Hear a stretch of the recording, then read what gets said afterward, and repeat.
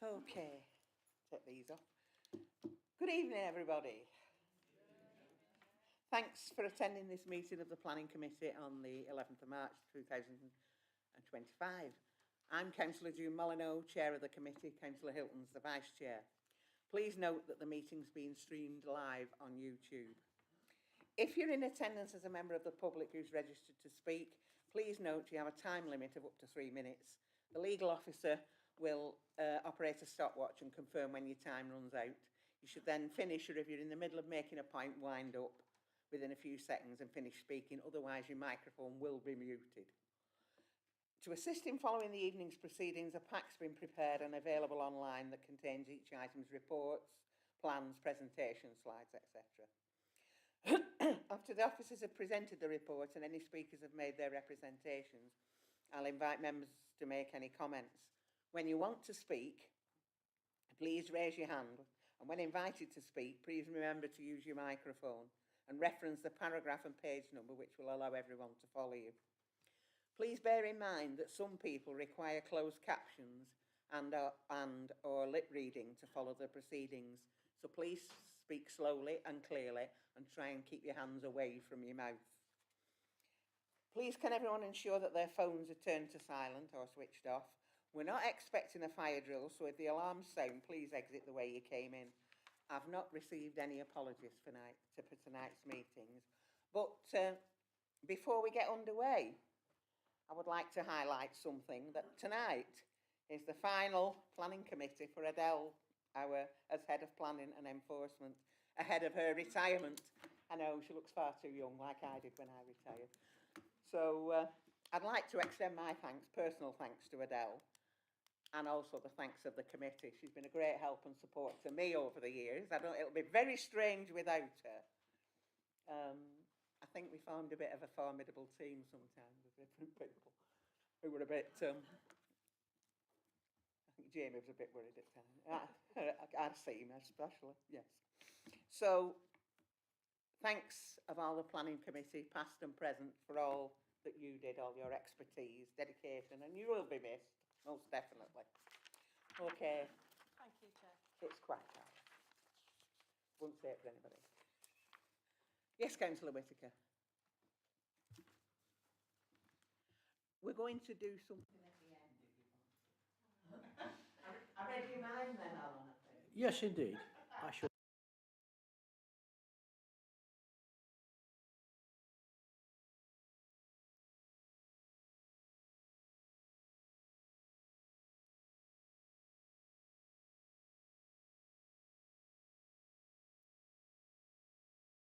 Meeting.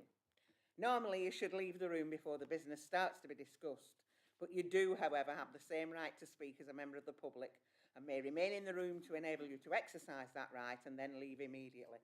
In either case, you must not seek to improperly influence a decision on the matter. The first item are the minutes of the meeting of the Tuesday, the 11th of February, pages 3 to 6. Thanks, it's moved. All those in favour? Excuse me, Chair. Sorry? A point. Were my apologies not received from our last meeting? I know they're not on the... Nobody mentioned them to me. Right. Despite the fact that my substitute was there? Yes, they were, yes. Well, And you're not on the agenda. Right, well, I did inform Democratic Yeah, Services yeah. and Legal, and I did email yourself. If you didn't receive it. I'll take that with Democratic Services. So with that amendment, that Councillor Mormond's apologies are there, is it your wish that we move these minutes? All those in favour, please. Yeah. Thank you. Any abstentions? Against? Okay. Let's turn over with that out of the way.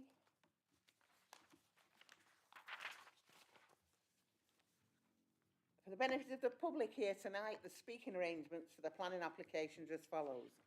Officers will summarise the report. Registered speakers will be invited to speak in the following order: objector, supporter, parish or town councillor, ward or county councillor, applicant or agent. All registered speakers will be allowed to speak for 3 minutes, apart from a ward councillor who may speak for up to 5 minutes. In the event that all speakers are against an application, as chair, I will grant the applicant or representative a time extension. I would respectfully ask members of the public who have not registered to speak to remain quiet throughout the proceedings. Moving on to item 3A. Land north of Sycamore House, Keepers Wood, pages 7 to 38, with an update on your addendum. Ian Crossland's going to present this item. The recommendation is that planning permission is granted subject to conditions. I have a number of registered speakers. The objector, Ian Phillips, Ward Councillor Roy Lees, and County Councillor Julia Berry, and the agent, Alistair Skelton. Ian, can you present the report, please? Yes, thank you, Chair. This application seeks planning permission for the erection of a building falling within the commercial, business and service use class E on land off Keepers Wood Way in the Gillibrands area of Chorley. Members will recall that this application was presented to the committee in February, where members resolved to defer the application so that a site visit could be carried out.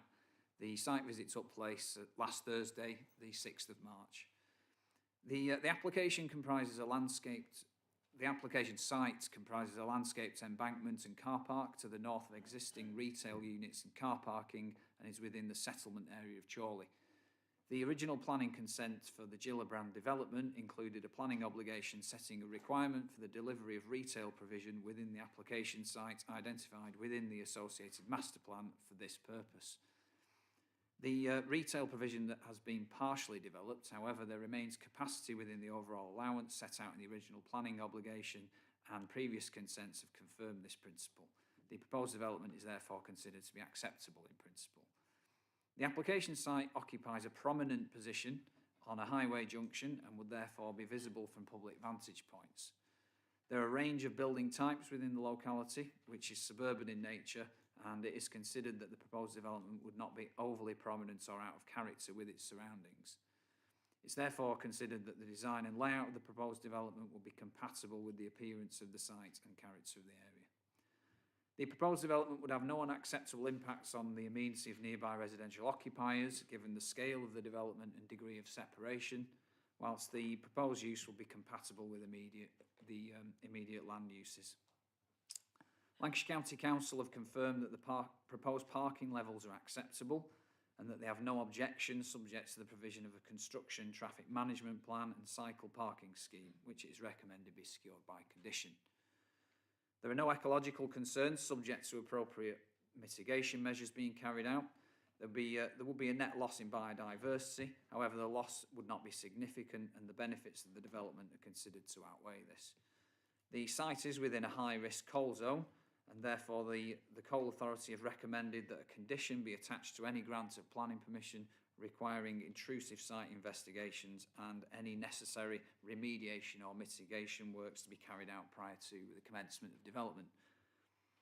It's also recommended that a detailed surface water drainage scheme be required by condition in order to satisfy the concerns of United Utilities.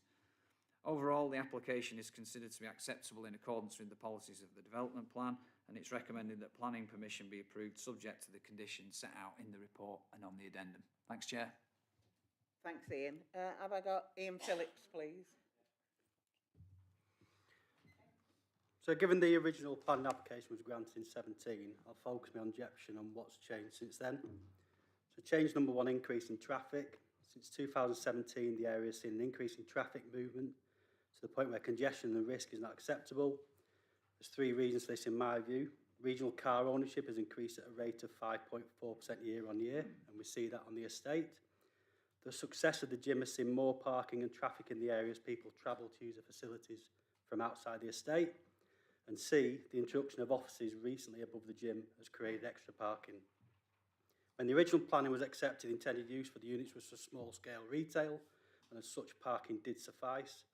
However, the success of the gym has meant this has outgrown its footprint, and as such, parking is no longer appropriate with visitors parking dangerously on roads nearby.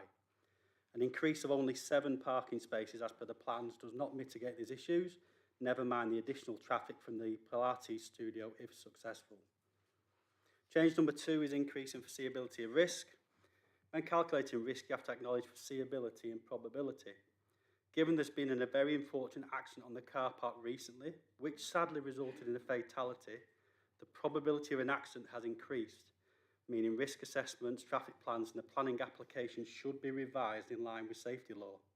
The assessment should consider that a fatal accident has already occurred in an area, which will be made more congested if planning is to go ahead. Change 3, the increased environmental focus. Since 17, the national and local focus on biodiversity and the environment has increased. The recent planning application says through the tree consultancy that existing trees provide a visual feature and a screen between the existing retail development and Burgwood Way. Should the development proceed, appropriate replanting should take place. There are no obvious plans included to mitigate this loss of screening, the light pollution from the additional car park or offices, nor are there any significant plans detailing how biodiversity net gain will be achieved as per planning law. And change number 4, COVID and Cat E use. COVID had a massive impact on small businesses, and many local leisure and community centres are not viable, with 48% facing closure nationally. There simply isn't a community need for a Pilates studio, especially when centres such as Buttermere Community Centre, yards away at the top of the hill, stand empty. If the business fails or performs well and moves to bigger premises, we'll be left with a Cat E unit where the owner will have the freedom to change occupancy to a wide variety of options with even more impact on parking and access. This area is simply not set up to accommodate another charity shop or a fast food chicken joint. Okay, thank you. Councillor Lees.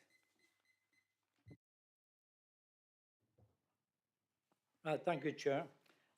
Members of the committee, I would like to pass comments on this application, which, although previously granted in 2017, material changes have been made to the landscaped entrance to Burgwood Way.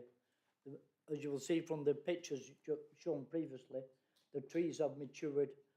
It's a landscaped area, which is an entrance to a desirable community involvement. But I would like to consider the things that I raised last time, which was the surface water. And although the details shown on their application show that the level of the external paved walkway and the internal level of the unit are identical and also at the same level as the DPC of the building, and as a result, any probable rainwater coming down from the steps at the top of the walkway will ultimately cause flooding into the unit. The foul water, the design of this unit consists of a main floor area and a smaller storage area. There are no sanitary facilities identified. So therefore, one would assume that no foul water system is provided. So what are these units going to be? In traffic management, in the absence of any construction plans being presented indicating the methods of excavation, i.e. where will the excavation machinery be positioned for the removal of the spoil, the probability that this operation will be carried out from Burgwood Way, the probability that construction materials deliveries will be made at Burgwood Way, all of which would cause severe traffic problems adjacent to this very busy traffic roundabout. Car parking. You will also note from the drawings that the layout to the existing car park have been repositioned due to the access points to the extended car park. This has meant that the 4 spaces going down to Keepers Woods Way have been relocated to approximately 1.5 to 2 metres nearer to the junction of Keepers Wood Way, thus affecting movability at the entrance.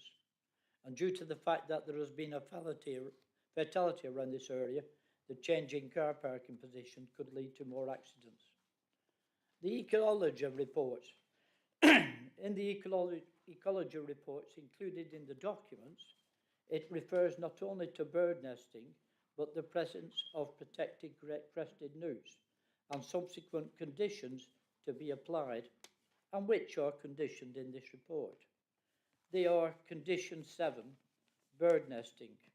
It states no removal of trees or shrubs should be undertaken between March and September due to the bird nesting. Condition 17, great-crested newts. Site clearance site clearance works should only be undertaken between March and October. Both of these to protect the habitats of all times. You can't have both. You can either, if they're not allowed to clear the shrubs between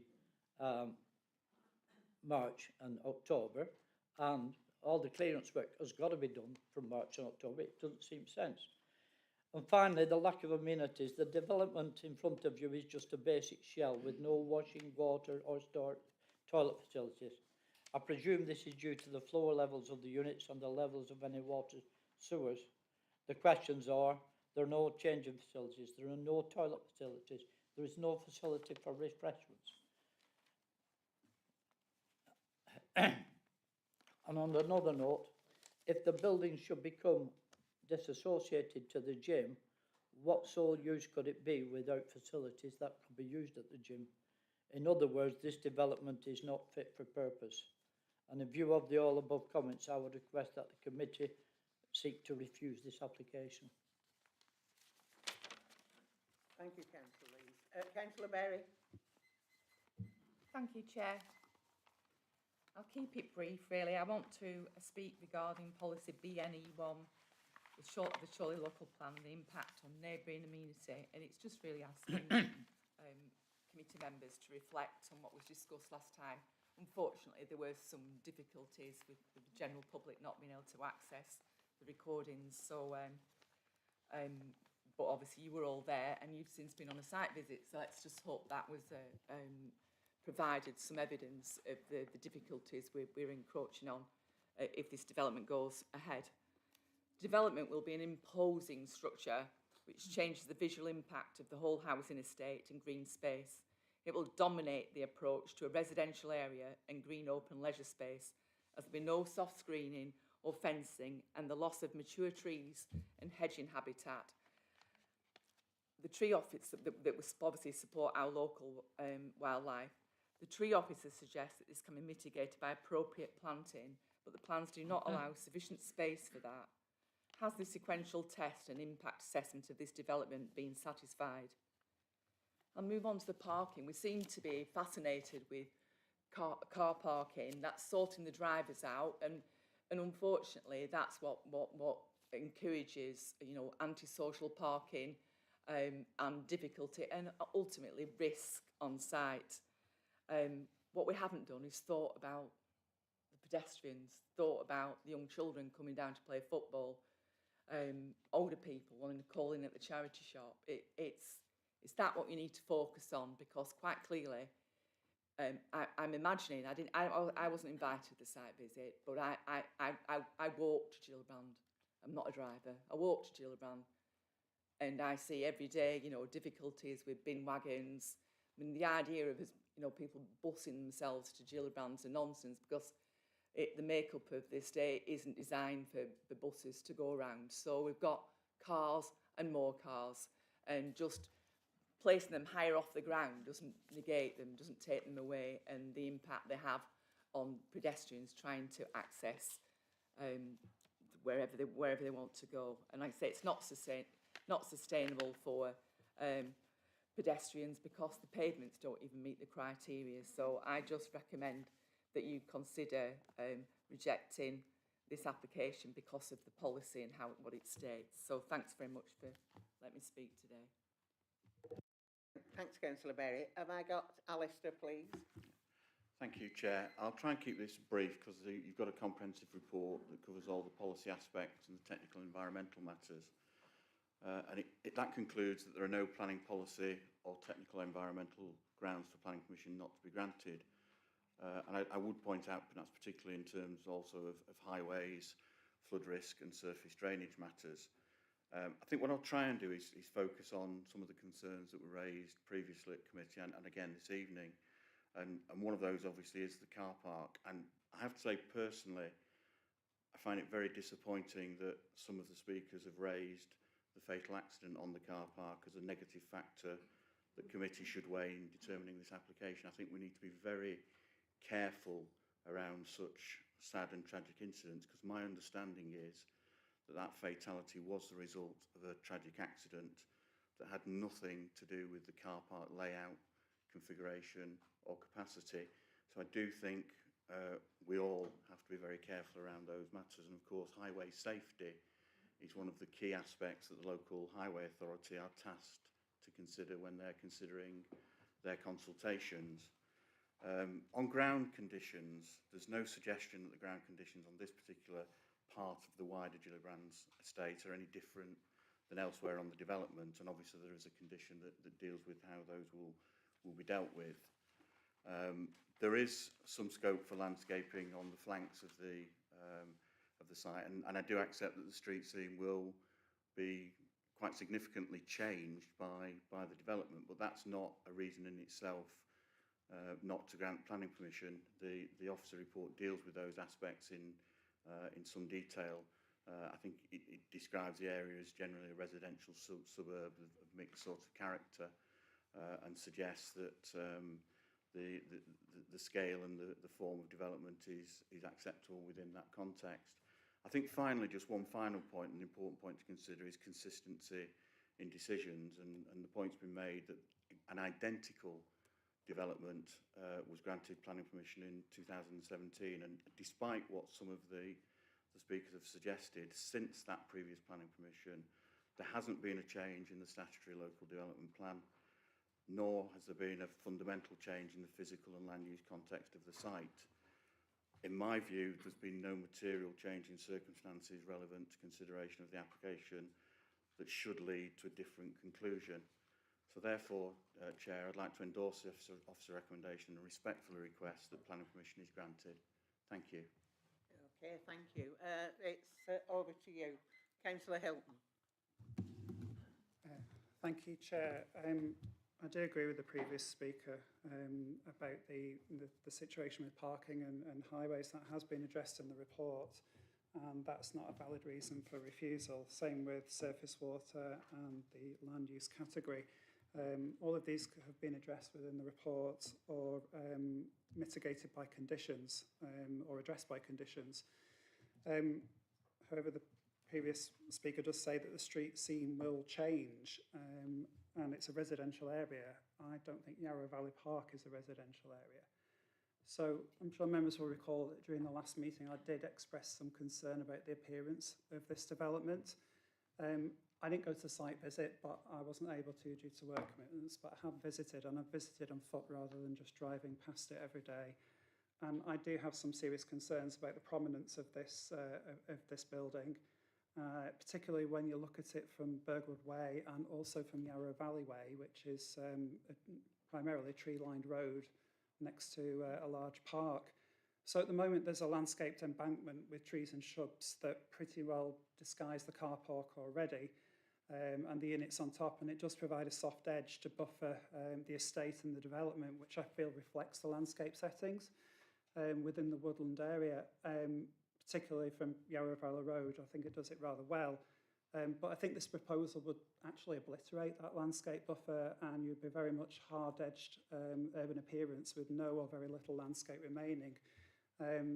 Tree planting will take years to actually come to the same level as it is at the moment, as I think Councillor Lee said that this is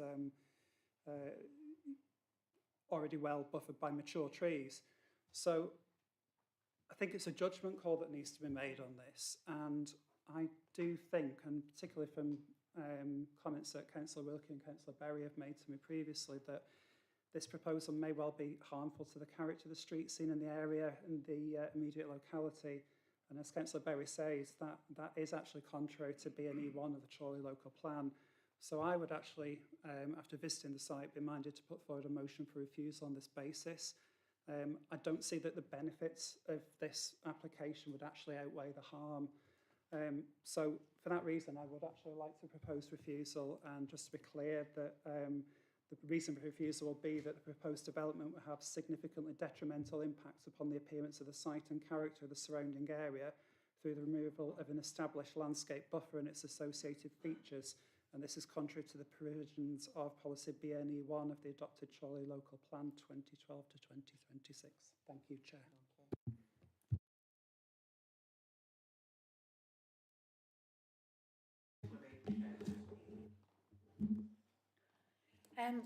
So I did go on the site visit. I did go on the site visit, and the scale of traffic was, as all noted by all members, unprecedented. It was ridiculous. I agree wholeheartedly with Councillor Barry that we haven't considered pedestrians, and previous applications had, because they'd put a walkway in.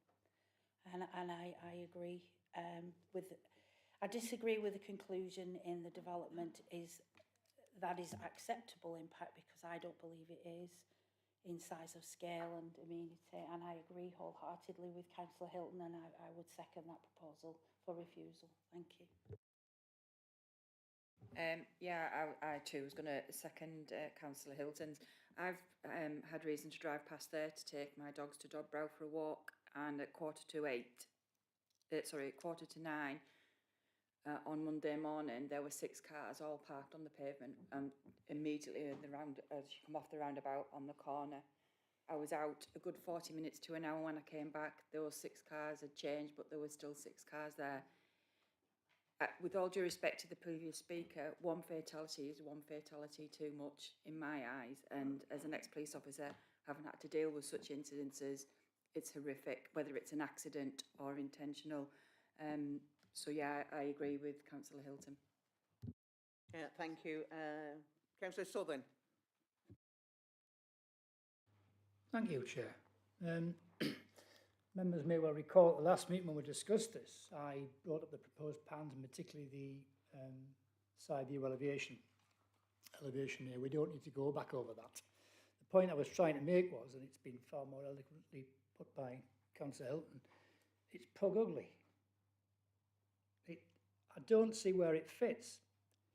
It's just an ugly building, and in terms of where it fits in the surrounding areas, it doesn't.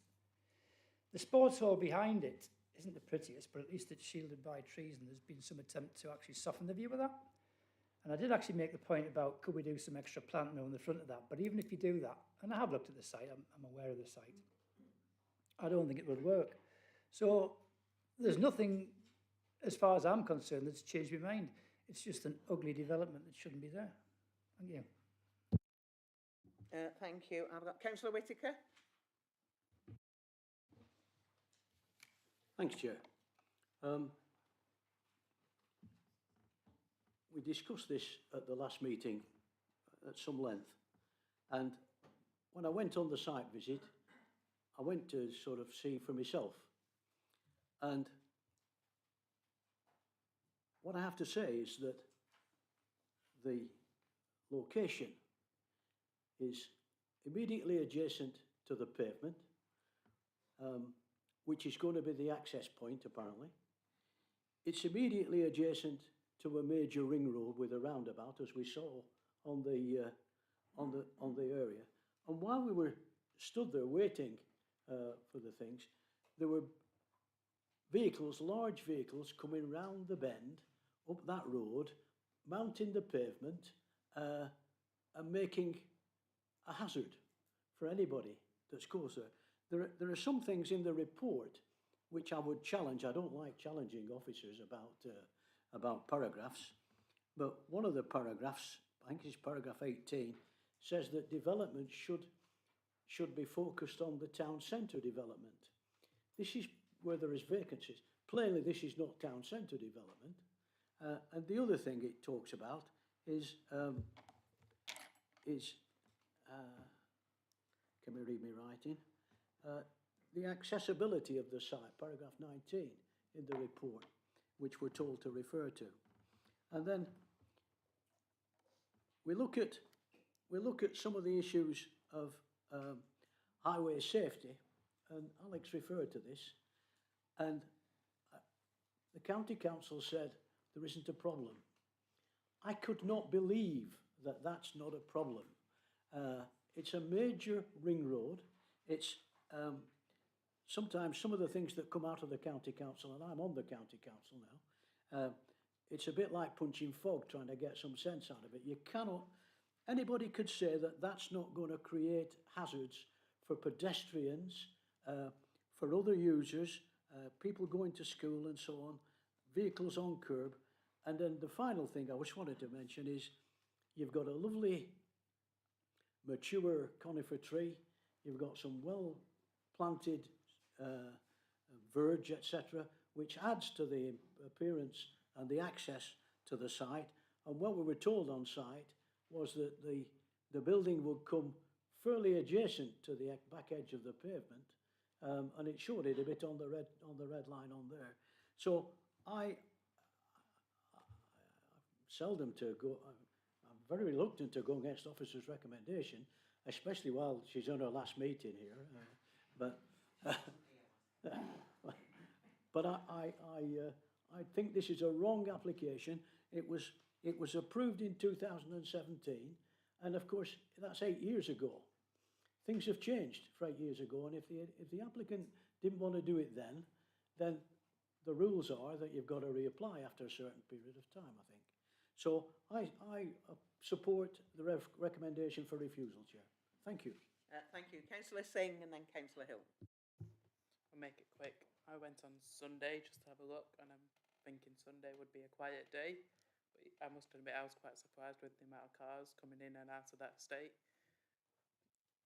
Just to add to that, the amount of poorly parked cars that just drive in, swing in, park there, and just quickly nip into the charity shop, etc. But the second thing I want to add is that LCC may say it's okay, but just like Councillor Beach, I agree with Councillor Beach, and one fatality is not good enough. It's more than enough, so in my eye, I don't think it's acceptable. Okay, thank you. Councillor Hilton. Yeah, thank you, Chair. I appreciate some of the comments from members about traffic, etc. Unfortunately, Lancashire County Council have said that this is okay, and I just want to be very clear that that is not the reason I've proposed refusal. The reason I proposed refusal is due to the character of the area, which I've already stated. So I'm going to read it out again. So the proposed development have significant detrimental impact upon the appearance of the site, character of the surrounding area through the removal of an established landscape buffer and its associated features. Therefore, this is contrary to policy BNE1 of the Chorley Local Plan, and that is the reason I am putting forward for refusal. I understand residents' concerns about parking. I have witnessed these problems myself in the area. Unfortunately, our statutory consultee has said that everything is okay. So that is not the reason I'm putting forward for refusal. The reason is about the character there and contrary to BNE1. I just wanted to make that very clear for everyone. Thank you. Okay, any more comments? If not, I'll move to the vote. Thank you, Chair. I too went on the site visit. I won't reiterate the vehicle status there and parking on the curbs, etc., etc. When I walked down the side, the actual pavement towards the roundabout, it was pointed out that the amount of earth that's going to have to be removed from that side banking. And as you look around, there's lots of gas release pipes, well in excess of 30, purely because of the, well, I would imagine, methane gas and other deposits, gases contained within the ground fissures, whatever. It's likely they're going to have to deep pile that area to make it strong, to be able to support the building above it. So I'm not in favour of it either, in addition to all the other comments that have been made. Thank you. Okay, if everybody's satisfied, spoken, I'll move to the vote, please.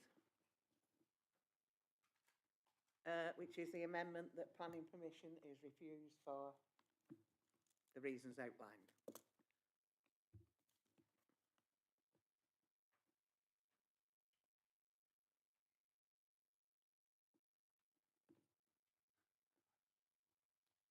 Yeah. Members have voted in favour of the amendment.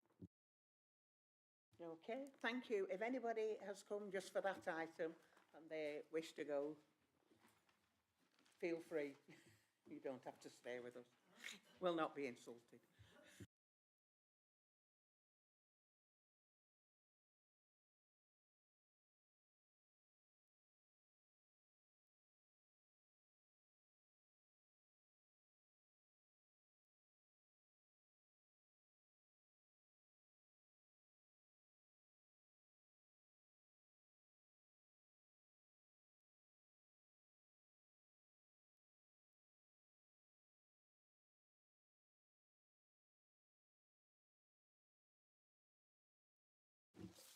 Item 3B, former allotment site Moor Road, Chorley, pages 39 to 80.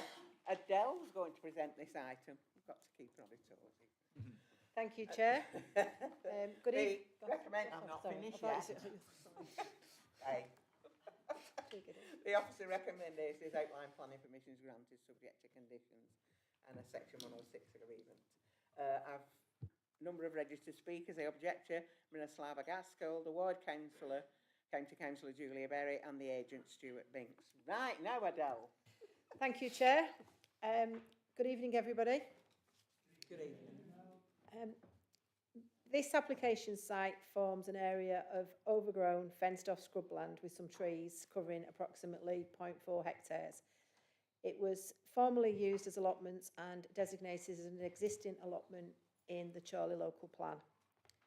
The site is bounded by existing dwellings which back onto the site on Whittam Road, Moor Road and Evergreen Close to the north, west and east of the site respectively.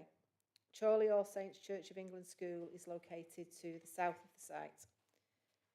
The application seeks outline planning permission for the erection of up to 21 dwellings with all matters reserved except for access from Moor Road, which would be taken between the end terrace dwellings of number 69 and 71 Moor Road. 12 representations have been received in objection to the proposed development, citing issues that include parking, residential amenity, traffic, highway and pedestrian safety, high density housing, conflicts with planning policy, harm to wildlife, ecology and tree loss. There are no outstanding objections from technical consultees, and following protracted negotiations between the applicant and the Council's Biodiversity Net Gain Officer and Lancashire County Council Highway Services, technical matters have been resolved. Members will note that the application site falls within the defined settlement boundary of Chorley, where policy V2 of the local plan applies, which gives a presumption in favour of appropriate sustainable development, subject to material planning considerations, and the other policies and proposals within the plan as well. Policy HW5 of the local plan is also applicable as it relates to sites last used as allotments. A full assessment is provided within the body of the main report, and members will note that officers consider there's be no conflict with this policy, given the loss of the site would not lead to a deficit of provision in the area, and given that there is an acute shortfall in deliverable housing land in the borough. The proposed development is therefore considered to be acceptable in principle.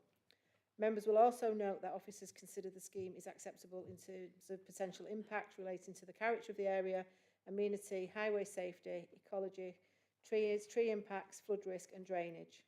It is therefore recommended that the application is approved subject to conditions and a section 106 obligation to secure a financial contribution of up to £51,000 towards public open space and up to 7 affordable dwellings. Thank you, Chair. Thanks, Adele. Have I got Miroslava, please? Hi, good evening. We are residents at the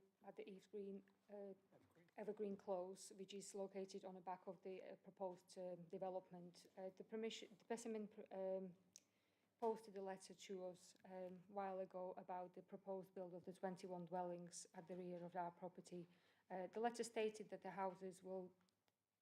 proposed bill will take into the consideration existing buildings and the properties being overlooked.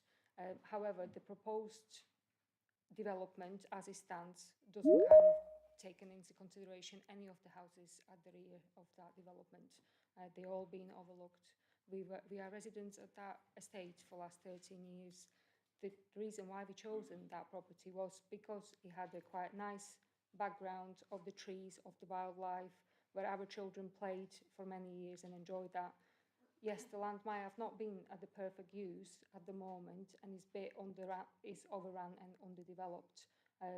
We are not completely opposing the build. We would just like to reconsider the way the positioning of the house it is, and perhaps remaining of the trees and the wildlife which is remaining within that development, within that outlay.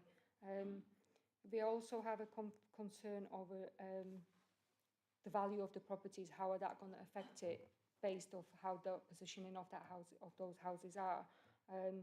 We would strongly advise to reconsider proposed build, positioning of the houses and impact of the nature, wildlife and the residents which are living it there at the moment, should the bill go ahead. Thank you. Thank you. Councillor Berry? Thank you, Chair. In defence of Lancashire County Council, they often say they've no objections, they can support the proposed outline application. But what we don't hear often enough is they need to mitigate it. They have to be compliant really to allow that to go forward. And quite clearly this application needs a 278 agreement. Is it 278 agreement? This proposal, we might be happy with the housing in principle, but we've not got the detail, and it's about being careful what you wish for, really. As the proposed internal layout is only indicative, LCC Highways have only brief comments to make at this time. The turning heads on the site, and it'd be really useful to see the map up again, would need to be proven using an LCC specification refuse vehicle. And for the proposed layout to be considered for adoption, the applicant would need to provide a carriageway of a minimum of 5.5 metres width and a footway of 2 metres on both sides of the carriageway. It's a really tricky place. Residents, haven't really got over the sadness, the fact that the trees that they've planted themselves and grown to sort of medium height are now have already been cut down, to be honest, to facilitate the development. And for further losses, it's even more regrettable. But it's just the implications for sustainable travel because of all the turning round and the coming out of the junctions affects about 6 different streets, those across from them and those from left and right, and it's very, very congested. And that's why they've got to sign this agreement before planning permission can be granted. And again, not happy with it. It's sad to see an amenity space being turned into housing. Really regrettable for the people that live around there and that have grown up there and historically. Just very, very sad. Thanks. Okay, now I got Stuart, please. Thank you. Okay. I've not really got a lot to add to the officer's report, which is very thorough, comprehensive, and I could say balanced in terms of the way it deals with the issues relating to the development of the site. I think what I'd just really like to highlight, that this type of site is typical in terms of its neglected, underused, urban opportunity site, which central government are very keen to get developers to bring forward to assist in the national housing provision. But I would also suggest it is totally consistent with the adopted plan policies. I've not really got much else to say that other than obviously supportive of the recommendation. Adele, did you want to come back at that? Thank you, Chair. Just a few points of clarification, really. In terms of a Section 278 agreement, that's a highway agreement, that doesn't necessarily have to be signed in advance of planning permission being granted. The 278 agreement will be between a developer and the local highway authority, and it will seek to secure off-site highway improvements potentially, or site access improvements potentially in terms of visibility displays. The second point I'd just like to make is this is an outline planning application, so the layouts that have been submitted are for indicative purposes only to demonstrate that up to 21 units could be accommodated on the site. If outline planning permission is granted, then that would normally be followed by a reserve matters application that would provide details of the siting of the individual properties together with the details of their appearance and landscaping, etc., which members of this committee will be familiar with. And just to give some comfort in terms of future considerations, the council does have guidelines in terms of design layout of residential developments that seek to ensure that privacy distances are maintained with existing properties, to ensure that there's no adverse impact on the outlook from existing dwellings, and to ensure that there's an acceptable degree of privacy for the residents of existing dwellings, and also to protect the amenity of future occupiers of the dwellings. And then just because it was mentioned by one of the speakers, just to reiterate from a planning point of view, the impact on property value is not a material consideration for members of the committee to take into account. Thank you, Chair. Okay, it's over to you, members. Councillor Wilkie.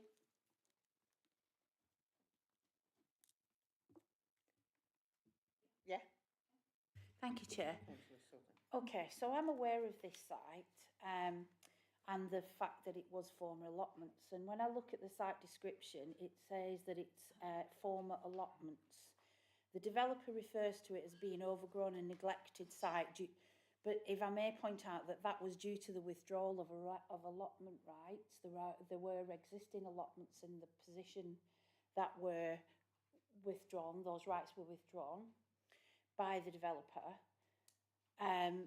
That there is actually a current allotment on that site, so it is quite incorrect to say it's former allotments because there is one in existence, excuse me, and has been since 1962, and I believe that the holder of that allotment has got a claim under adverse possession of land, although I know material possession is not actually, land ownership is not in dispute as a material consideration, but I wish to take that into account. There is evidence, if you look at the photographs, that there are garages still in use on site, and if you look at the last photograph, on item 3B, the very last photograph does actually show garages and an entrance to an allotment which is bordered. Just to point out that the developer actually cleared trees before a full biodiversity report was done.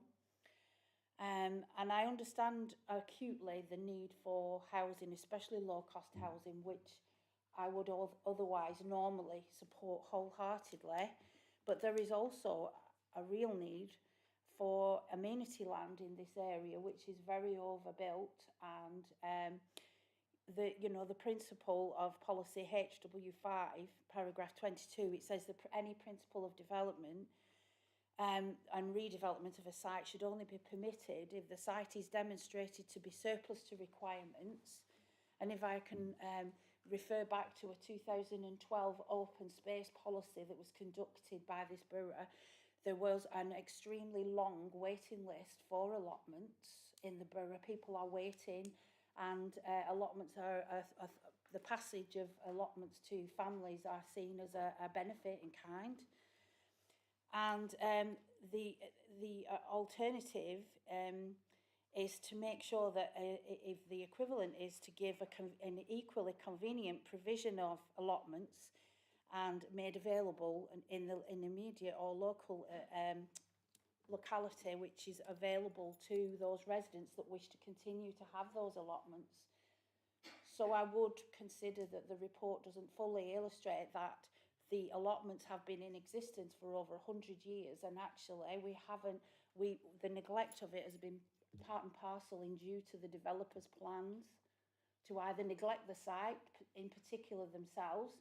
That land has been in that developer's ownership for quite some time now, and it was only that the residents have asked, so there were some trees that were reduced in height, that it was made available, that the developer saw the potential for that site.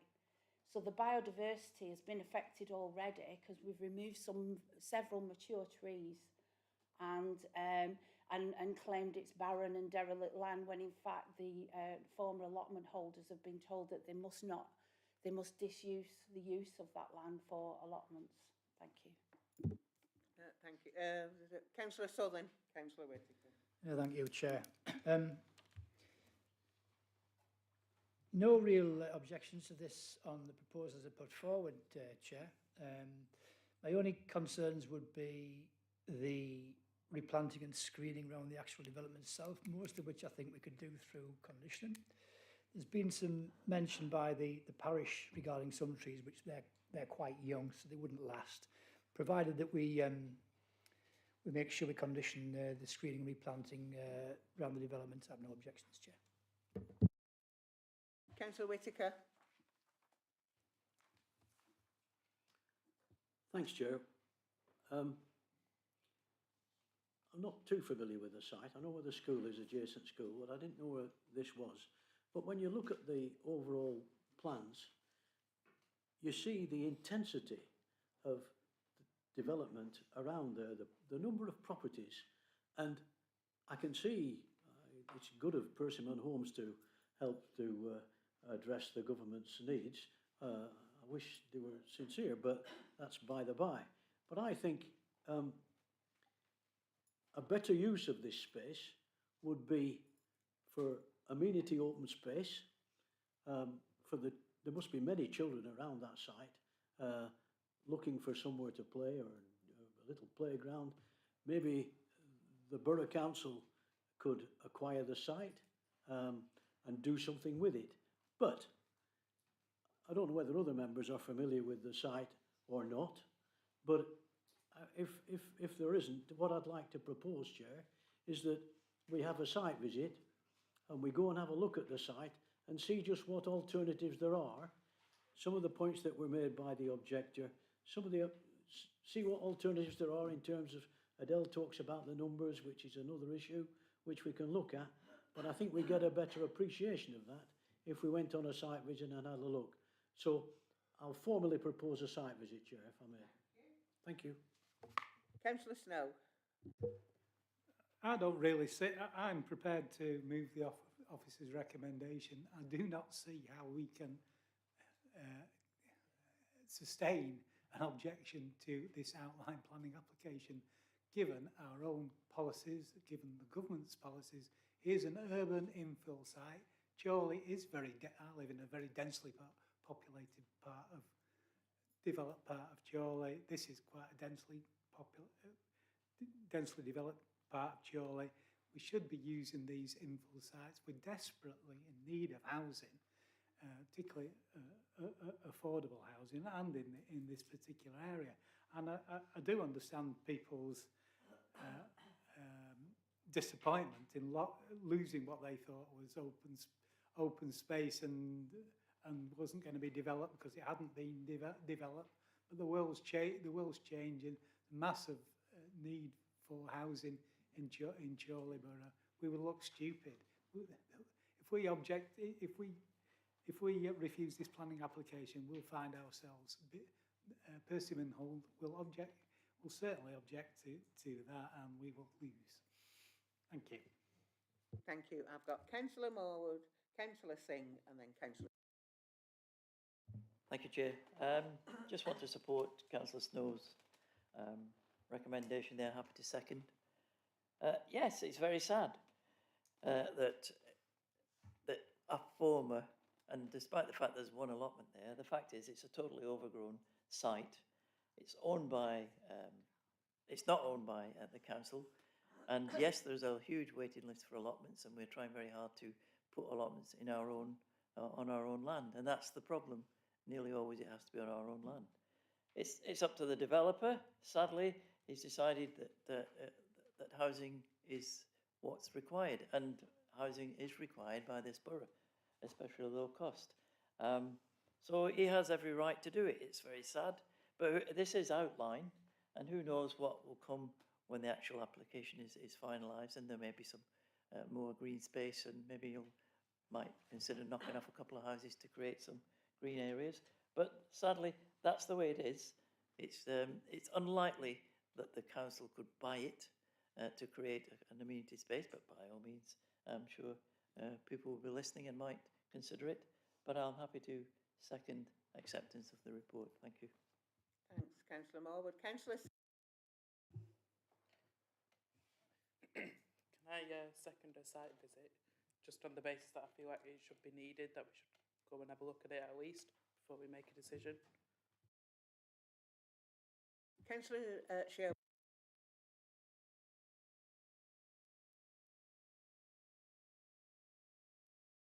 Provide much needed housing.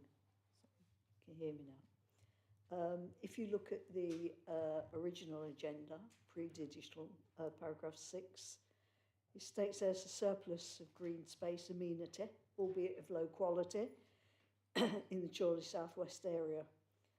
And I'm pleased that we'll ask for a contribution to improve the relevant sites. So I will support this, Chair. Thank you. Thank you. Any more comments? And then I'll move to Councillor Wilkie. Thank you, Chair.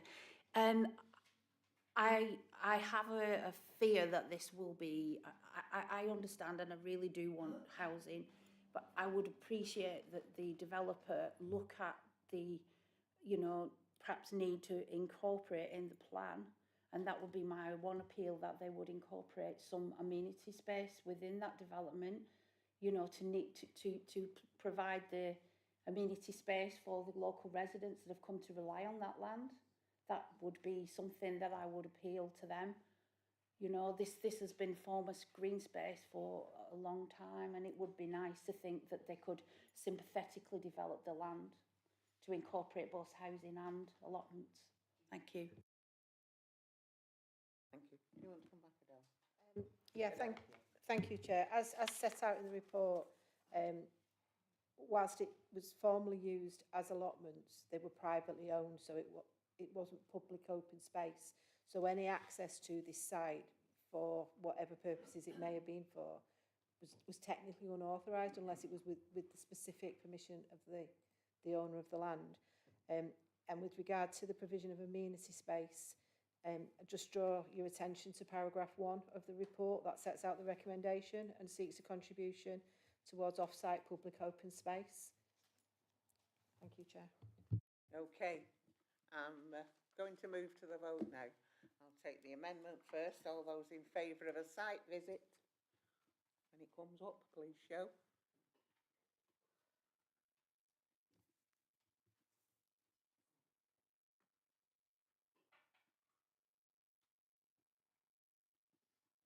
Okay. And I'll move on to the proposal. All those in favour of the officer recommendation, please show.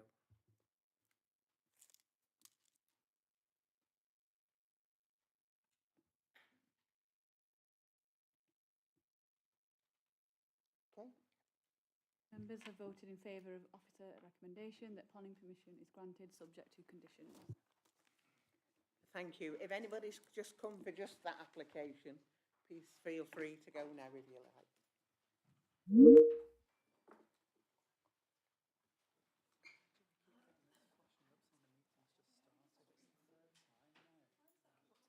I don't know.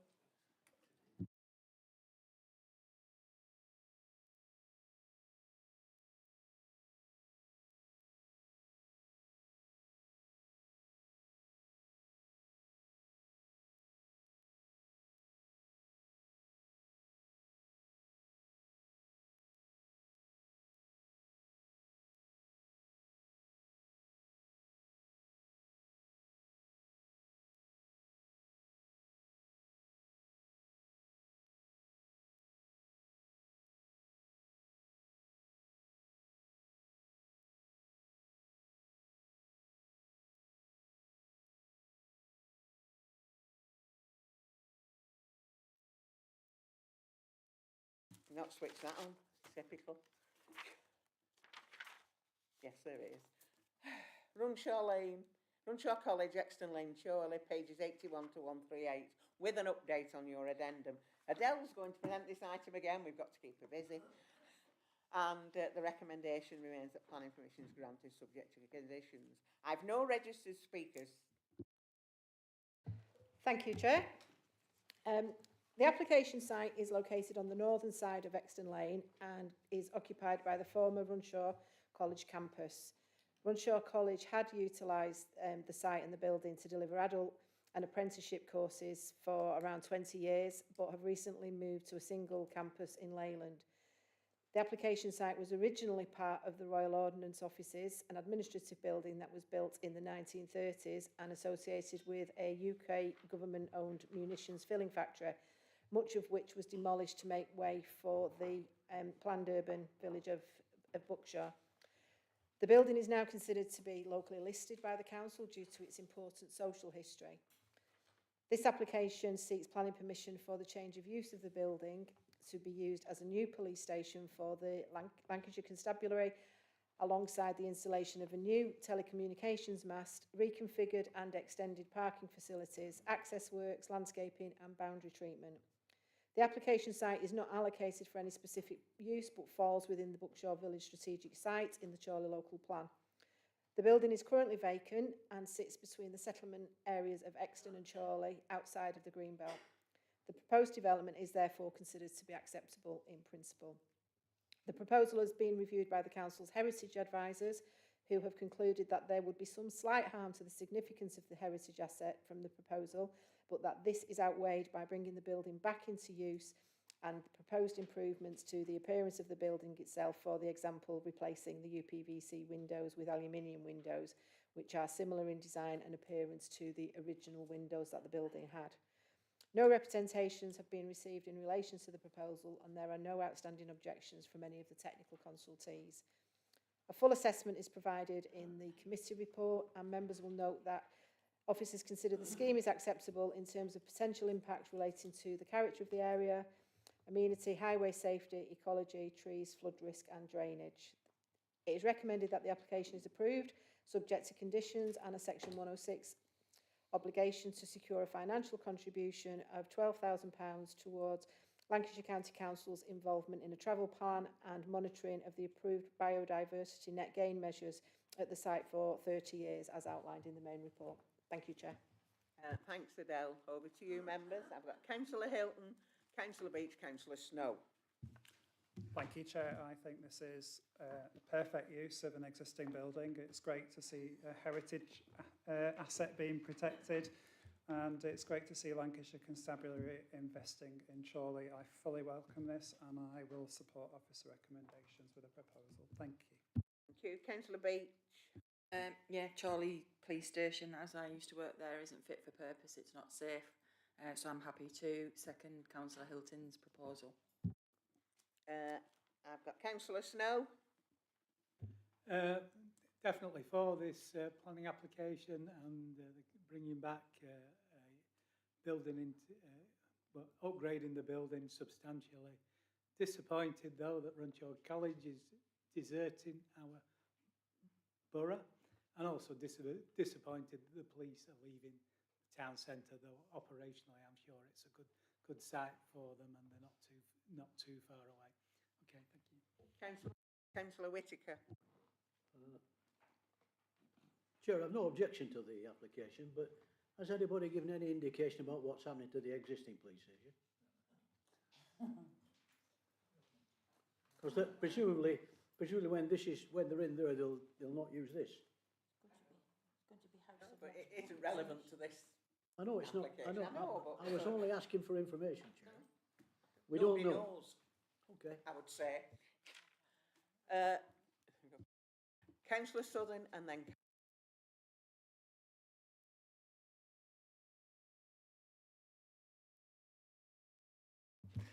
Councillor Whittaker was actually before me, Chair, but no objections, Chair. It's a good repurposing of an old building that's tired. I'm all for bringing assets like this back into use again, and I think it'll be a good addition. Thank you. Thank you, Chair. Yeah, bit of history there, wasn't there? This brought about in 1930. I think in 1937 it was the largest munitions factory in the world. How things changed. I think it's a wonderful place to park the police and 488 parking spaces there. I've even done a course there 22 years ago, CIPD course. So, yeah, brilliant idea. Thank you. Thank you. Any more comments? If not, I'll move to the vote. Yeah, please.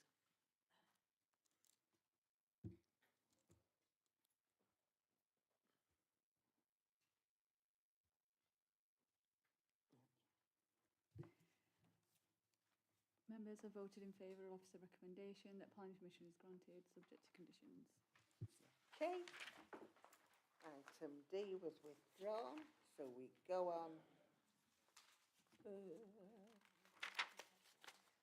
to item E, please, which is Land north of Lydiate Farm Cottage, Lydiate Lane, Eccleston, pages 139 to 160. Ian's going to present this item. Recommendation, permission in principle is granted. I have 3 registered speakers, the objector, Peter Fletcher, the ward councillor, Alan Platt, and the agent, Chris Betteridge. Over to you, Ian. Thank you, Chair. This application seeks permission in principle for the erection of up to 5 dwellings on land to the north of Lydiate Farm Cottage. The application site is located in the Green Belt at Ulns Walton and comprises open grassland. The scope of applications seeking permission in principle is limited to location, land use and amount of development.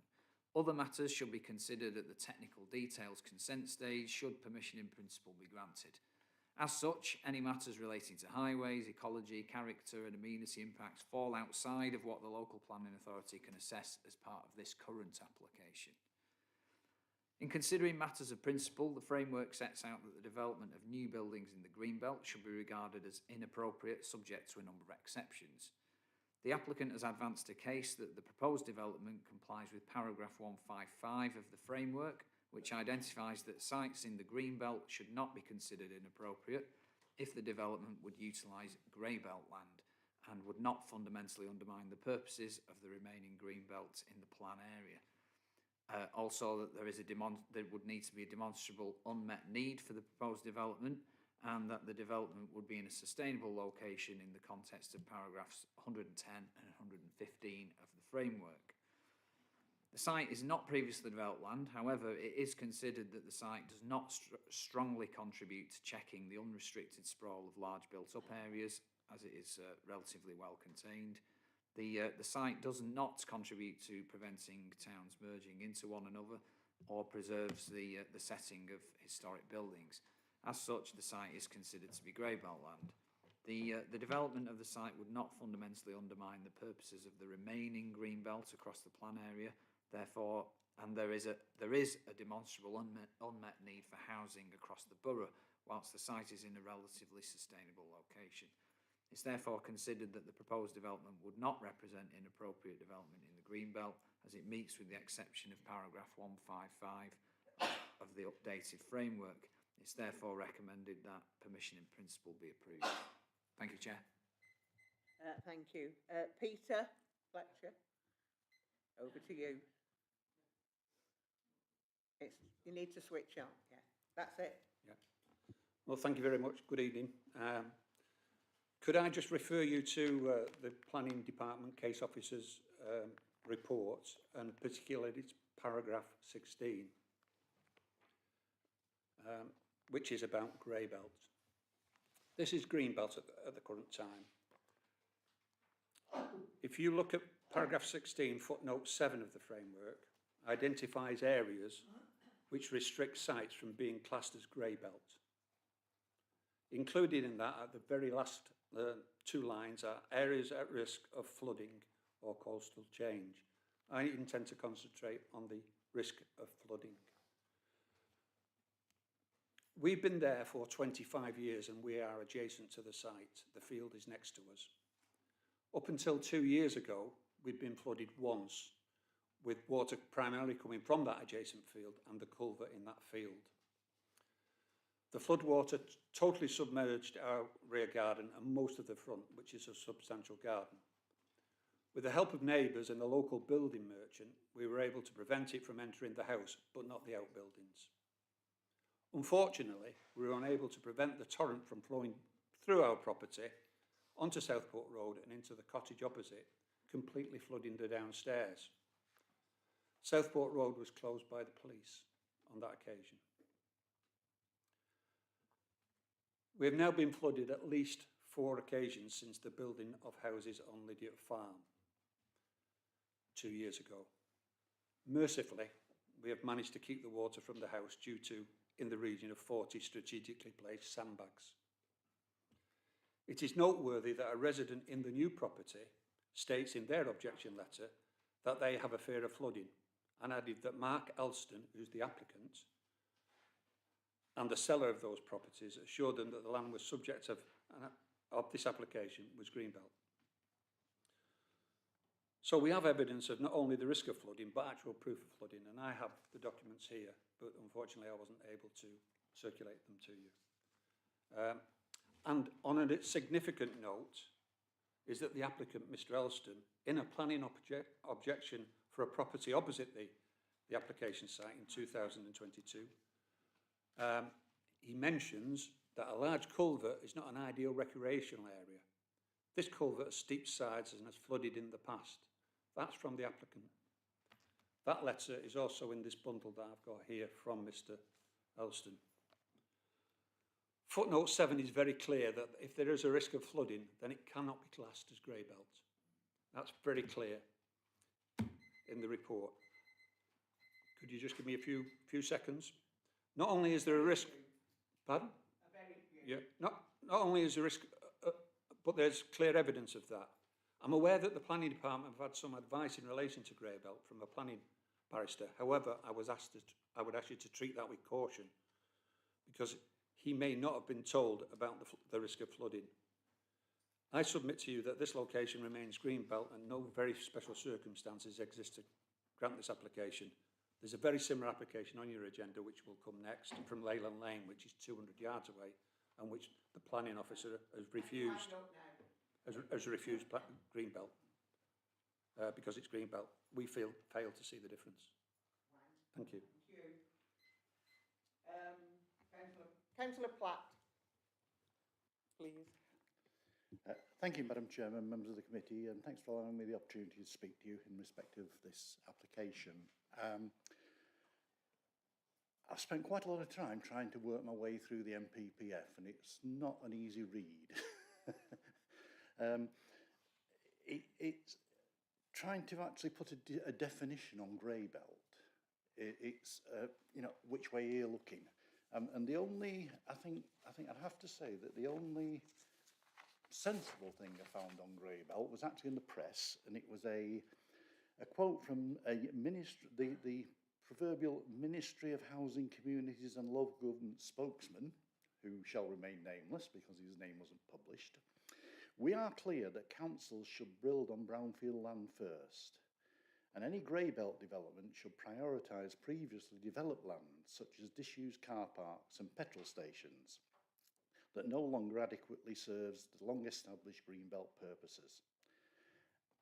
The reforms will continue to protect our natural landscapes as we deliver 1.5 million homes this Parliament and the vital infrastructure that the local communities need. Now, that was the only thing I could actually understand in the MPPF with regard to grey belt, because it seems it's grey belt, but then it's green belt, but then it isn't. To my mind, this is green belt. It's a field. It has a gate. It is a farm field, and I'd have to reiterate Mr. Fletcher's comments that this came as a surprise to find the recommendation for approval on this one, because the one later in the agenda on Leyland Lane is recommended for refusal. They're two basically, well, one's a garden, one's a field, so we'll not argue. But the one that's recommended for refusal is for up to 3 properties. This one is up to 5, which obviously must have a 40% greater impact on the openness of the green belt. A lot of my sort of jobs have been done in the officer's report in paragraph 11, and sections 153 and 154. As I said, the difficulty is finding a true and hard definition of what grey belt is, because I think most people in this room wouldn't agree that a field, an arable field, or a farm field, is grey belt. I'm sure that wasn't what it was designed for. So I can only really say that I believe this application represents inappropriate development within the green belt, as it fails to meet any of the exceptions contained within the current Chorley local plan, which may make the development permissible. And my main concern is, if we're not careful, we're going to finish up with a slice and dice of the green belt,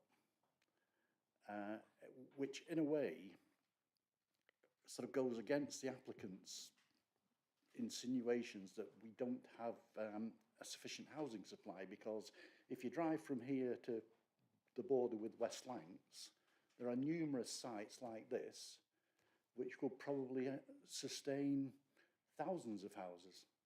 And as I said, that's my fear, and I would ask the committee to send out a message to the applicant and their agents that it's not open season on Chorley's Greenbelt. Thank you, Chair. Thank you. Have I got Chris, please? Thank you, Chair. The application of permission principle for the erection of hive houses, and as such, the only points for consideration at this stage are location, amount and use. Other matters, including ecology, highways and drainage, are reserved for consideration at stage 2. Notwithstanding this, the site is not identified as being within an area of flood risk. It is identified as in flood zone 1. It's not identified as being at risk of surface water flooding. And ultimately, any scheme on the site would need to deliver a suitable approach to drainage in line with policy. This would equally apply to ecology, including the delivery of biodiversity net gain and highways. It is acknowledged that the application site is in the Greenbelt, but it is a grey belt site which should be considered suitable in the setting of the current housing supply circumstances. The NPPF sets out the test for grey belt, and the recent update in the PPG, the Planning Practice Guidance, has clarified them further. For a site to be grey belt, it must be considered not to strongly contribute to 3 specific purposes of green belt. In terms of the first purpose, the site does not strongly contribute towards checking unrestricted sprawl of a large built-up area. Recent guidance updated has confirmed this relates to towns and not smaller settlements. In respect to purpose 2, the site does not strongly contribute towards preventing towns merging. Again, this recent guidance update has confirmed that this only relates to towns and not smaller settlements. The third purpose relates to historic towns, which is not applicable to this application site. Given the site is relatively contained with development to 3 sides, it cannot be considered that the site's development will fundamentally undermine the Greenbelt. The site is in a sustainable location with access to regular bus routes on the site's doorstep and a shop and public house within walking distance. It is considered that the site is grey belt development, and development would help contribute towards meeting the housing needs of the borough. In respect to the definition of grey belt, this is quite clearly set out in the glossary of the NPPF. So there's a clear explanation as to what constitutes grey belt and in what circumstances grey belt could become available for development. Comments were made in respect of lots of opportunities between Chorley and West Lancs. I mean, the key aspect here is that the site has to be in a sustainable location. In this instance, the site is within a stone's throw of a couple of bus stops providing services to various other settlements, and within walking distance of a shop and a public house. There are very few sites between here and West Lancs that would meet this certain definition of sustainability and would be accessible to public transport and other services. This site is a grey belt site. It is a new matter to consider and to bring forward, but in terms of the definition, it meets the definition as defined in the glossary of the NPPF. It is respectfully requested that the committee follows the officer's recommendation and approve this application. Thank you, Chair. Thank you. Do you need to come back on anything? Yes, thanks. Through you, Chair. Just to respond to the first speaker in relation to the matter of flood risk with the site.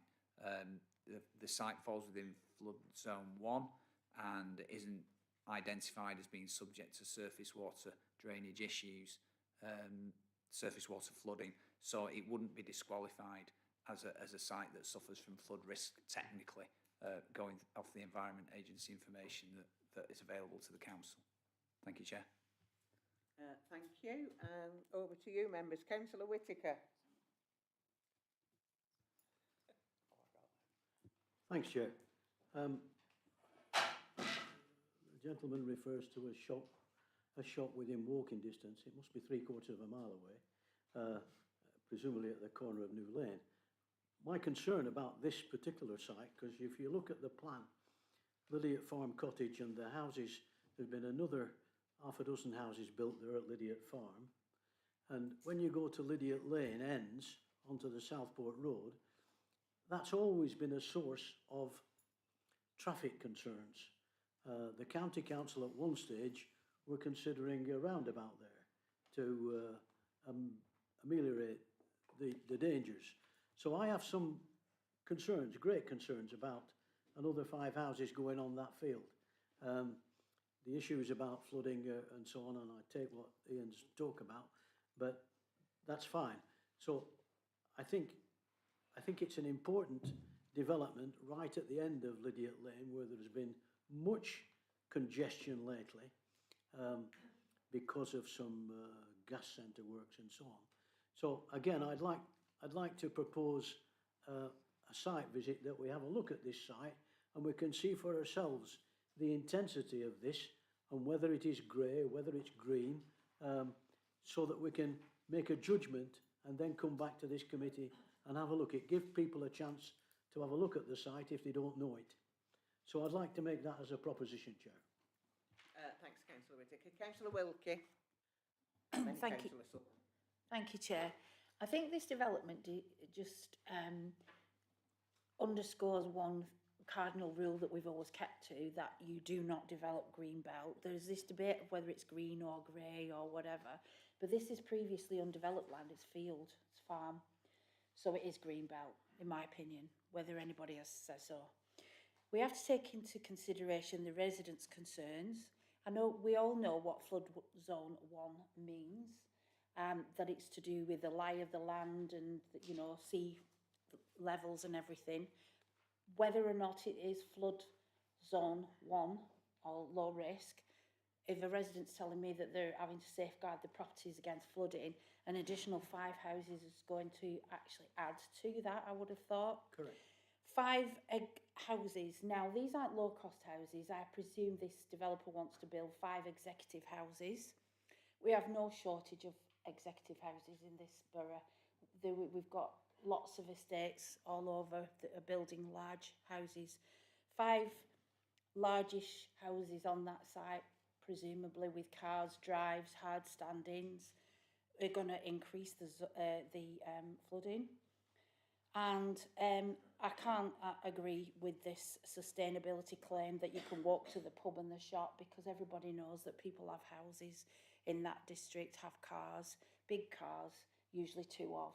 So I agree with Councillor Whittaker's site visit. I would like to see the site for myself, and I would second that. Thank you.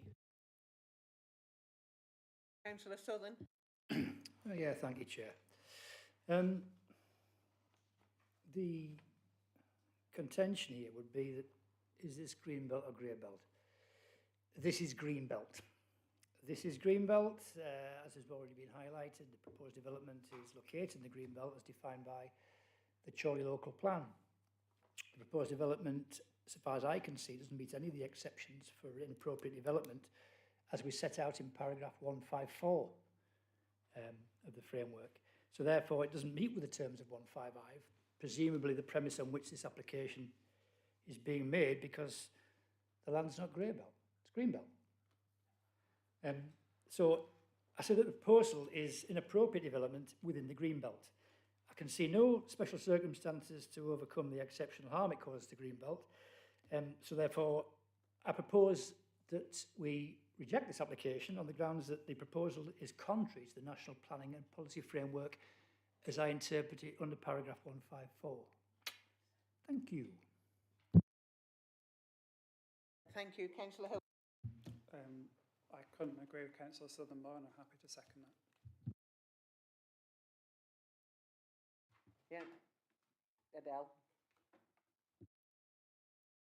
Thank you, Councillor Southern. I heard what you say. Can I just clarify that you believe it's contrary to paragraph 154 or 155? It's contrary to 155 because it's grey belt, not green belt, not grey belt. Okay.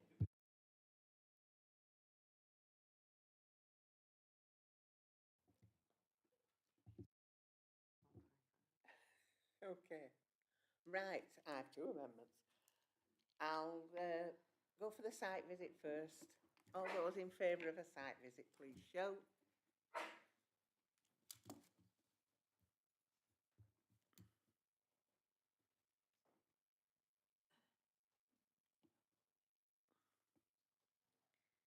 Okay, so we're not having a site visit.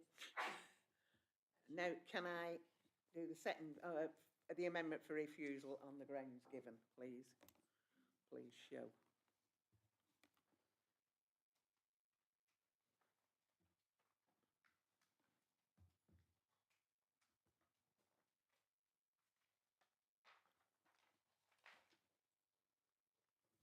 Members have voted in favour of the amendment. Okay, thank you. If anybody's come for that item and they wish to go, please feel free. I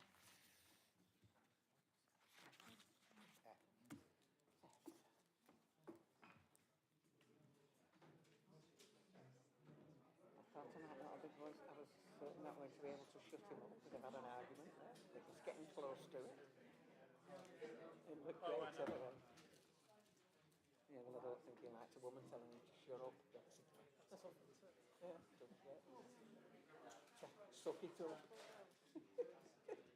God, it's warm in here. I feel like I'm having hot flush. Come on, Alan. Hey?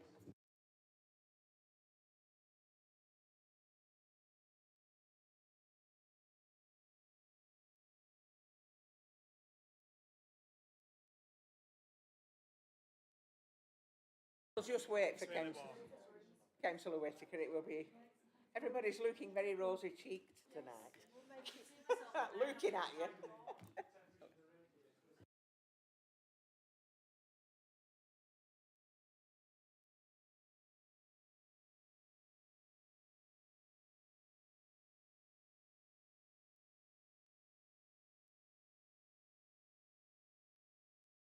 Very tropical in here tonight. Item 3F is Southport Road, Eccleston, Chorley, pages 161 to 188 with an update on your addendum. Ian's going to present this item. The recommendation remains that permission in principle is granted. I've one registered speaker, the agent James Stannard. Ian, over to you. Thank you, Chair. This application seeks permission in principle for the erection of 5 dwellings following the demolition of existing buildings.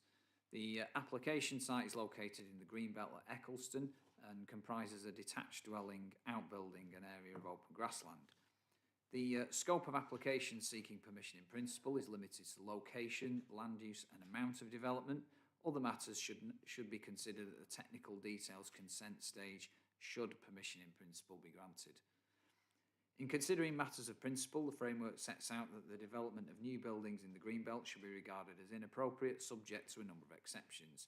The applicant has advanced a case that the proposed development complies with paragraph 155 of the framework, which identifies that sites in the Greenbelt should not be considered inappropriate if the development would utilise Greybelt land and would not fundamentally undermine the purposes of the remaining Greenbelt land in the plan area. It also that there is a demonstrable unmet need for the proposed development and that the development would be in a sustainable location in the context of paragraphs 110 and 115 of the framework. The site is partially previously developed, though it does contain other land. However, the site does not contribute strongly to checking the unrestricted sprawl of large built-up areas and is well contained by other development. Also, the site does not prevent towns merging into one another or preserve the setting of historic towns. As such, the site is considered to be Greybelt land.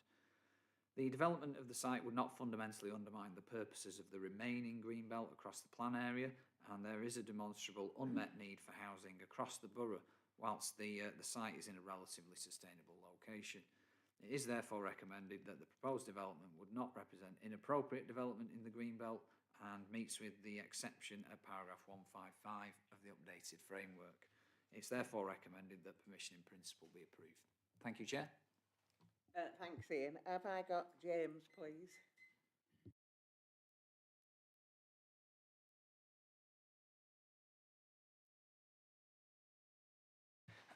Thank you, Chair. So the site is located in the Greenbelt and therefore the sole consideration is whether or not the proposed development amounts to inappropriate development in the Greenbelt. The latest version of the framework, published in December 24, introduced a new landscape designation called the Greybelt, the definition of which is at the officer's report, paragraph 19. We argue that the whole of the site comprises land that does not strongly contribute to any of the purposes of including land within the Greenbelt, relevant to the definition of Greybelts. We are pleased to see that the officers have arrived at the same conclusions as we have in this regard. And on the basis that the site is grey belt land, you must then consider the application against paragraph 155, which makes clear that housing in the green belt will not be regarded as inappropriate where, number one, the development is on grey belt land, number two, the development would not fundamentally undermine the purposes of the remaining green belt across the plan area, three, there is a demonstrable unmet need for housing, four, the development would be in a sustainable location. So firstly, the site has been found to meet the definition of grey belt land, which importantly isn't just previously developed, it can be green land is within the definition of grey belt land. Just want to make that clear. As this, the first criteria is therefore met. Paragraphs 24 and 25 of the officer's report provide an excellent analysis as to how and why the development will not undermine the purposes of the green belt, which we fully agree with. Councillors will be fully aware that Chorley Council cannot demonstrate a 5-year land supply, and therefore the third criteria is met. The site is located within a very sustainable location when considering its rural location, as per the officer's analysis at paragraphs 29 and 30, so therefore the last criteria has been met. Officers share our view that the application is compliant with paragraph 155 of the NPPF, and as such does not amount to inappropriate development in the green belt, thus amounting to an acceptable form of development in principle. Given that the application is only subject to matters of principle and the application complies with all national and local planning policies relating to the principle of development, it leaves me to ask you that you uphold the officer recommendation and approve the application. Thank you very much. Thank you. Over to you, members. Councillor Southern. Thank you, Chair. Well, déjà vu. These two developments are less than half a mile apart, so no surprise that I'm going to argue the same point that I argued before. It's not grey belt, it's green belt.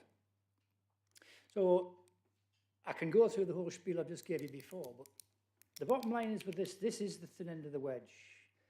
This is where we start eating into our green belt. It starts there and it doesn't stop. This is green belt. So I propose that we reject this application for the same reasons I gave before, because it fails to comply with paragraph 155 of the National Planning and Policy Framework. It is not grey belt, it is green belt. Therefore, I propose we reject this application.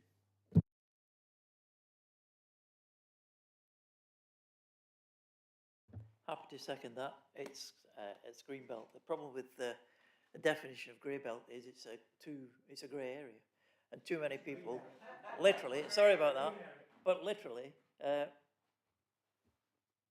decision is so close that maybe it needs other legal minds to work it out. But in my mind, it's green belt. The scale of the development is far too big anyway, but that's by the way. And I'm, as I say, happy to second that proposal. Any more comments from anyone? If not, Thanks, Chair. Looking at one of the photographs there, I notice on there are two trees that are being cut down. Were they cut down special? Were they of low quality? Do we know? TPO even? Through you, Chair. I'm not aware that the trees were protected, and Okay. therefore they could be felled without the consent of the local planning authority. Thanks, Chair. Thanks for that. Okay, any more? If not, I'll move to the vote. I have a proposal and a seconded that it's refused for the conditions, for the reasons as stated before.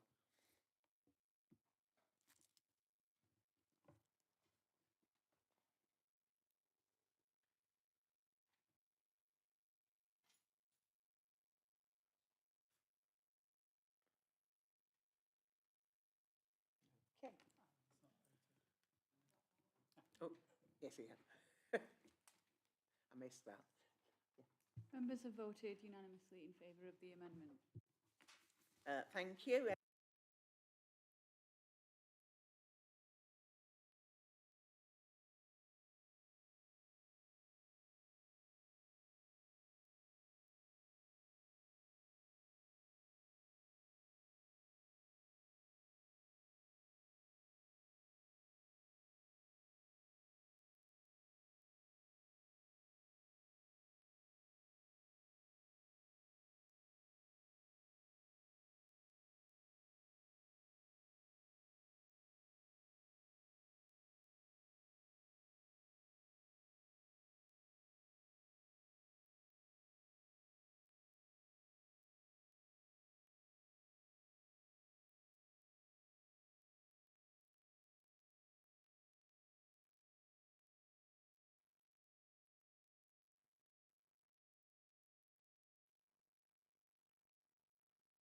Over to you, Ian.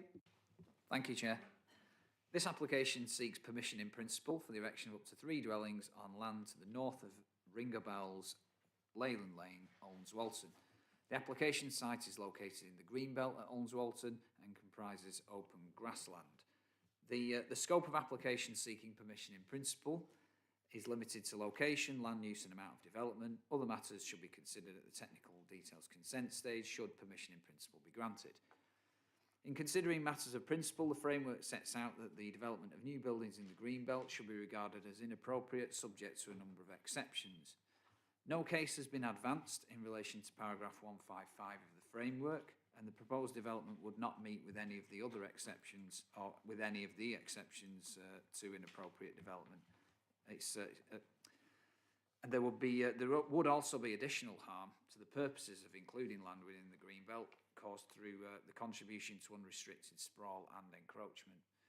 There's no very special circumstances that are considered to exist and outweigh the definitional harm to the Greenbelt, which must be accorded substantial weight in line with the framework, and in addition to the other identified harm. It's therefore recommended that permission in principle be refused. Thank you, Chair. Thank you. Councillor Beach. I think it goes with what we've just passed already, so I'm happy to recommend officer proposals, Chair. Thank you. Councillor Whitt. Thank you, Chair.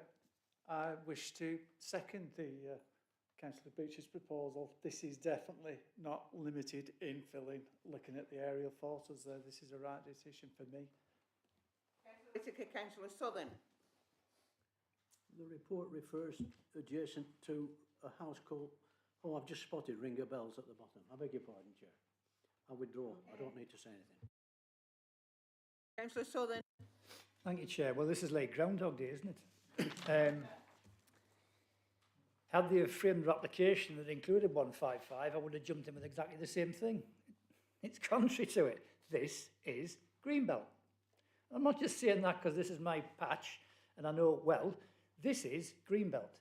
And as I said to members before, this is the thin end of the wedge. If we start here with this speculative planning applications prior to the National Planning and Policy Framework and the local plan which we're to implement, this is exactly the sort of thing will happen.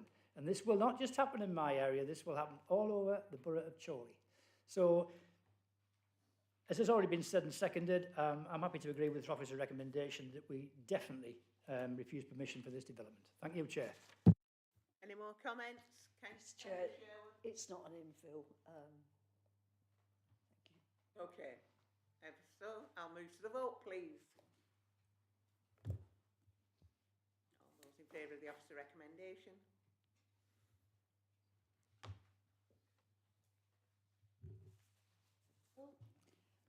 Members have voted in favour of officer recommendation that planning permission in principle is refused. Everybody's gone.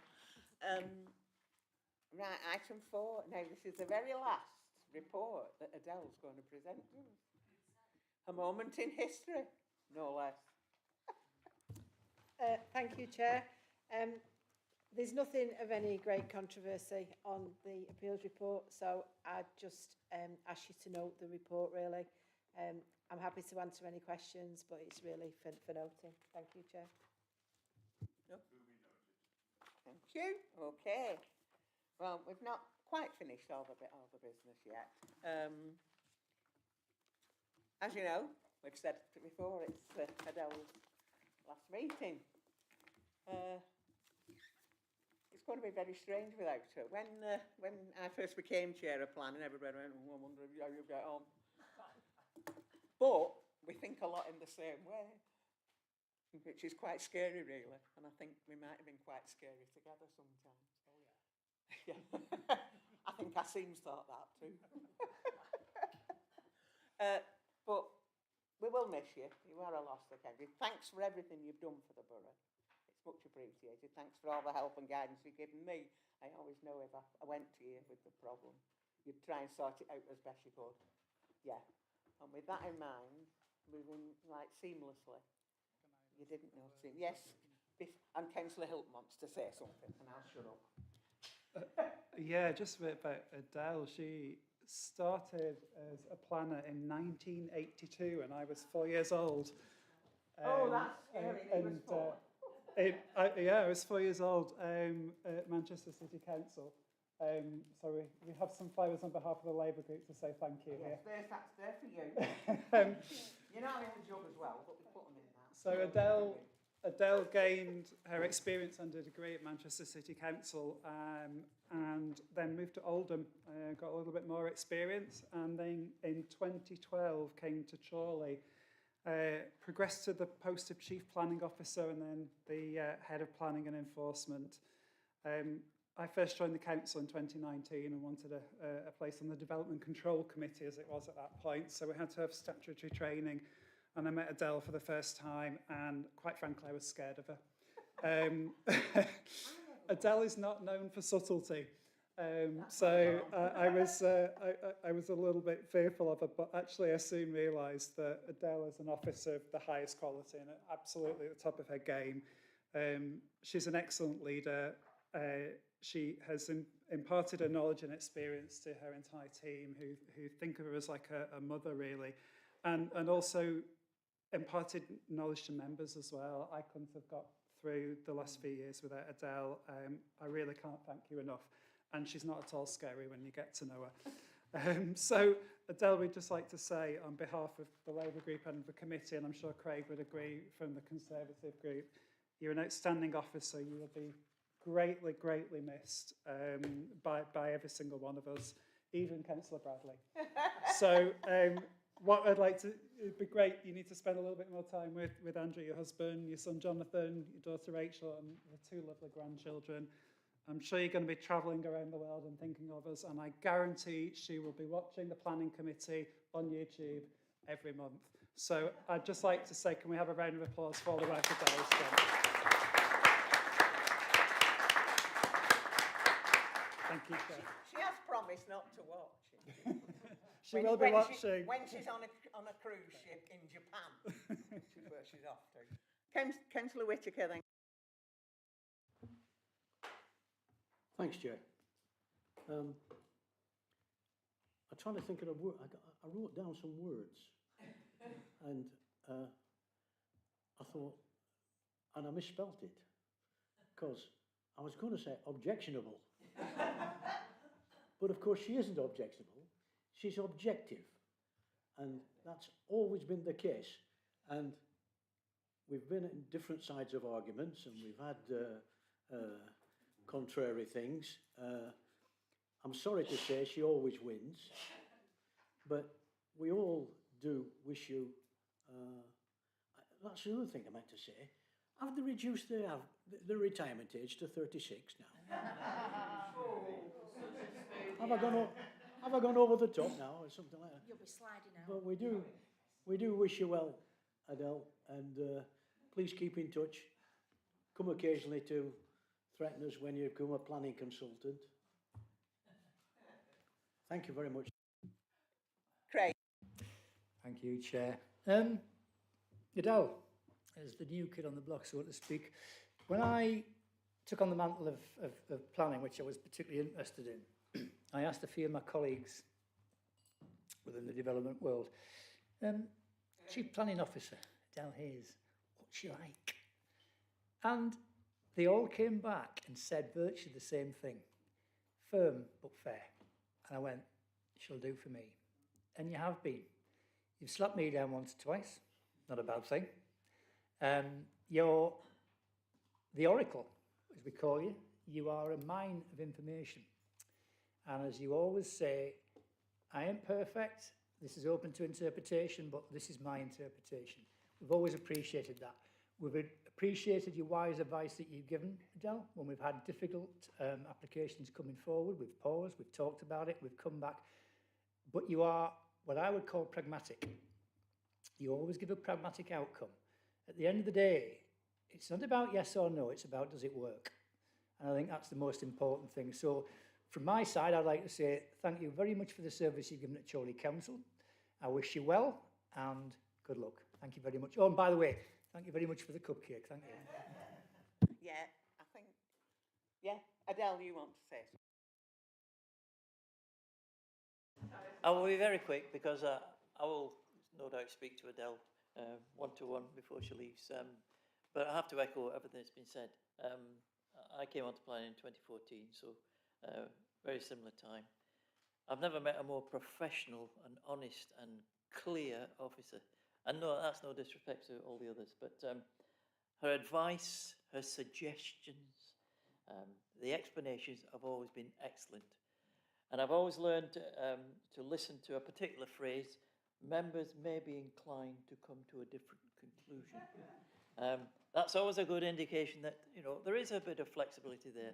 But I cannot even begin to comprehend, and I think most of us don't realise, the unbelievable pressures that are put onto a planning officer, especially ahead of, you know, could you not possibly find something to push something forward or take it away? You know, these things happen. We know, as I've said before, the problem with planning is that politics gets in the way. And I'm sure politics has reared its ugly head many, many times. But you've dealt with it very professionally. I know that. And yes, you've stuck to your guns. And I wish you every success. And enjoy your retirement. And yeah, enjoy Japan when you get there. I can't not say something. Why are we not surprised?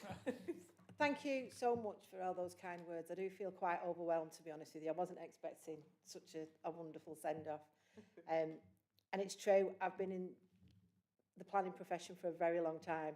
And when I leave, it will be 43 years service that I've done. I've done, you know, like Councillor Hilton said, I started my career at Manchester and I moved to Oldham and I came here. And throughout my career, I have had my path lit by some incredible mentors who have shown me, you know, how to have conversations, how to make balanced judgments, how to take things into account. And I've tried to cascade that knowledge to those I've worked with. When I came to Chorley, I'll be honest, I thought I was coming to a sleepy backwater where nothing happened. How wrong was I? I've thoroughly enjoyed my time working here. I've thoroughly enjoyed going toe-to-toe with many of you and other members. And I think we've all had one goal, which is to do the right thing by Chorley. I advocated it's such a wonderful place that my daughter and her husband and family actually up sticks from North Manchester and came to live in Chorley. So you never know, I may be actually moving myself. But, you know, to coin Councillor Whittaker's phrase that he often uses is if planning was an exact science, we wouldn't need planners and we wouldn't need councillors. But it is not an exact science, and we all know that. And it all comes down to interpretation, judgment, weight, etc. But my achievements, I could not have done them without the fantastic team that have been supporting me since day one. And I include members in that, but particularly Ian, who's been my kind of like lieutenant through the last few years of the journey. And the rest of the team, they are absolutely incredible. They work so hard.